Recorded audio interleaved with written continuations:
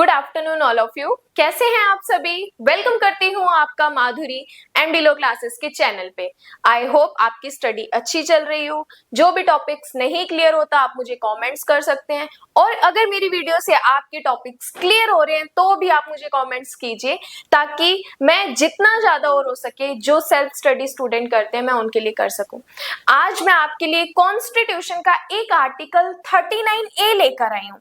देखो, ये जो 39A है वेरी इंपॉर्टेंट आर्टिकल है, प्री पॉइंट ऑफ व्यू के लिए, मेंस पॉइंट ऑफ व्यू के लिए, इवन आपके हिंदी या इंग्लिश जो मेंस में ऐसे आते हैं उसके लिए भी ये टॉपिक हमारे लिए इंपॉर्टेंट है। क्या कहता है 39A? समान न्याय और निःशुल्क विधिक सहायता। क्या है इसका टाइटल? समान न्याय कोमा निःशुल्क विधिक सहायता। अब ये देखो, निःशुल्क विधिक सहायता कॉन्स्टिट्यूशन में हमें हमारा फंडामेंटल राइट्स भी देता है, और तो और ये स्टेट की ड्यूटी भी बताई गई है कि फ्री लीगल एड प्रोवाइड करवाना राज्य का कर्तव्य है। अगर आपसे क्वेश्चन पूछे कि फ्री लीगल एड हमारा फंडामेंटल राइट है, ये हमें कहां से मिला, तो आपको सिंपल बताना है आर्टिकल 21 से ये हमारा फंडामेंटल राइट निकल के आया है। अगर आपसे ये पूछा जाता है कि 39A राज्य का कर्तव्य है, तो आपको बताना है यस, 39A में ये स्टेट की ड्यूटी बताई गई है कि जो भी पर्सन गरीब है, अकिंचन है, पॉपर है, उसको निःशुल्क विधिक सहायता प्रोवाइड करवाई जाएगी। अब देखो, ये जो 39A और आर्टिकल 21 है, दोनों इंपॉर्टेंट, क्योंकि एक हमें हमारा फंडामेंटल राइट बता रहा है, दूसरा हमें बता रहा है कि स्टेट को हम इसके लिए बाउंड कर सकते हैं क्योंकि राज्य का ये कर्तव्य है कि वो हमें फ्री लीगल एड प्रोवाइड करवाए। अब बात करते हैं इस आर्टिकल 39A की, समान न्याय और निःशुल्क विधिक सहायता। सबसे पहले तो एक प्री का क्वेश्चन आपको याद रखना है कि इस आर्टिकल 39A को इस कॉन्स्टिट्यूशन में ऐड कब किया गया, तो 42nd अमेंडमेंट 1976 से इसको ऐड किया गया। 42वें संविधान संशोधन 1976 से इस आर्टिकल को कॉन्स्टिट्यूशन में ऐड किया गया। अब हम पढ़ते हैं कि ये आर्टिकल कहता क्या है। राज्य ये सुनिश्चित करेगा कि विधिक तंत्र इस प्रकार काम करे कि समान अवसर के आधार पर न्याय सुलभ हो। क्या राज्य की ड्यूटी बताई है कि समान अवसर के आधार पर न्याय सुलभ हो, और ये विशिष्टता सुनिश्चित करने के लिए कि आर्थिक या किसी अन्य निर्योग्यता के कारण। अब ये जो मैं लाइन अंडरलाइन कर रही हूं, इस आर्टिकल की सबसे इंपॉर्टेंट लाइन कि आर्थिक या किसी अन्य निर्योग्यता के कारण कोई नागरिक न्याय प्राप्त करने के अवसर से वंचित न रह जाए। राज्य की ड्यूटी बताई कि कोई भी पर्सन फाइनेंशियल या किसी अदर डिसेबिलिटी की वजह से कोई पर्सन जस्टिस से अलग नहीं रहना चाहिए, वंचित नहीं रहना चाहिए। उपयुक्त विधान या स्कीम द्वारा या किसी अन्य रीति से निःशुल्क विधिक सहायता की व्यवस्था करेगा। कौन करेगा? हमारा राज्य करेगा।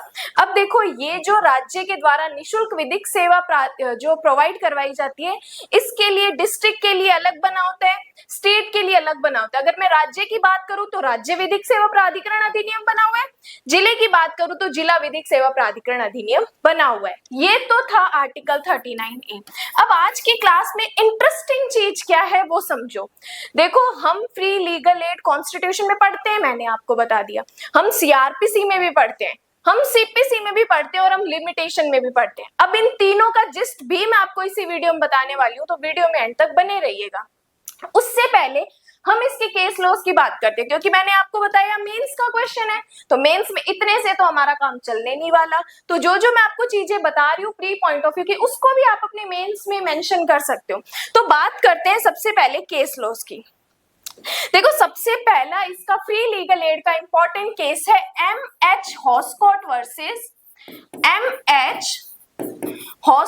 वर्सेस महाराष्ट्र राज्य। महाराष्ट्र राज्य लिखो, M.H. हॉस्कोट वर्सेस महाराष्ट्र राज्य।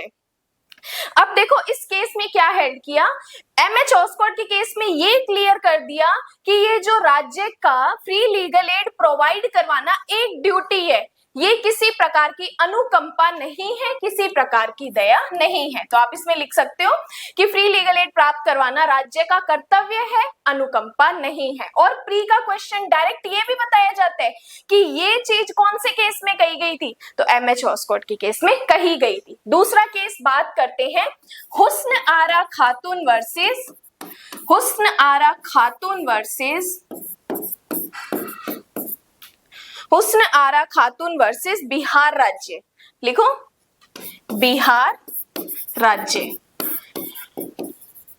हुस्न आरा खातून वर्सेस बिहार राज्य।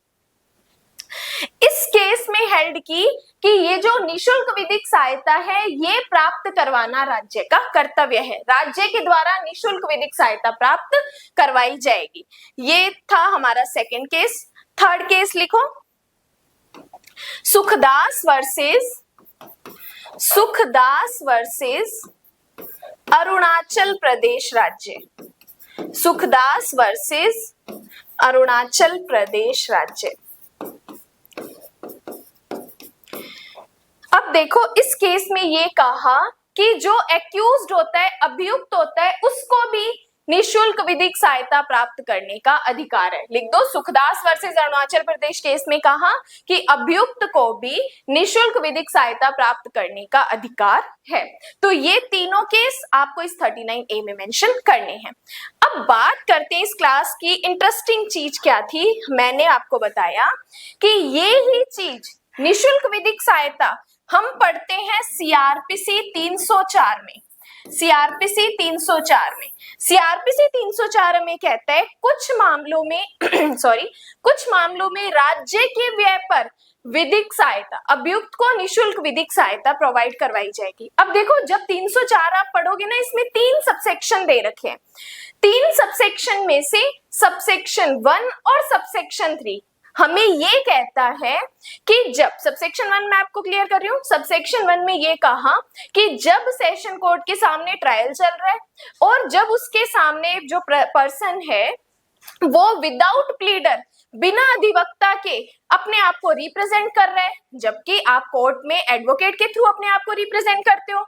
जब सेशन कोर्ट को लगता है कि उस पर्सन के पास अपनी फीस या कोर्ट फीस देने की या एडवोकेट की फीस देने के लिए पैसा नहीं है, तो सेशन कोर्ट क्या करेगा, उसको राज्य के व्यय पर विधिक सहायता उपलब्ध करवाएगा। राज्य के व्यय पर विधिक सहायता उसे उपलब्ध करवाई जाएगी। अब देखो सबसेक्शन 1 में तो कहा कि जब सेशन कोर्ट के सामने ट्रायल चल रही है तो बाकी कोर्ट के सामने क्या ये राइट नहीं है।